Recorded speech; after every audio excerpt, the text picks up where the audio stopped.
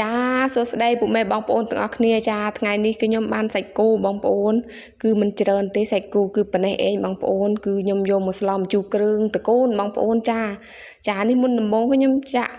សាច់គោចូលរួចហើយខ្ញុំយកគ្រឿងដែលខ្ញុំបុកនោះយកមកច្បល់ចាគ្រឿងក៏មិនយ៉ាក់ទេបងប្អូនគឺមានដូចជារំដេងហើយនឹងគល់លក្រីហើយនឹងកាទីមបងប្អូនហើយនឹងរមៀតបងប្អូនគឺយើងយកមកបុកល្អិតទៅបងប្អូនបន្ទាប់ពីយើងបុកល្អិតហើយបងប្អូនគឺយើងបាមកបងប្អូនគឺយើងបាយើងមកច្បល់លាយសាច់មកបងប្អូនរួចហើយគឺខ្ញុំដាក់ម្ជូរតែម្ដងនេះឯងបងប្អូនគឺខ្ញុំដាក់ម្ជូរដាក់ប៊ីចេងតែម្ដងគឺដាក់ប្រហុកតែម្ដងចូលគ្នាដើម្បីវាចូលជាតិចឹងណាបងប្អូន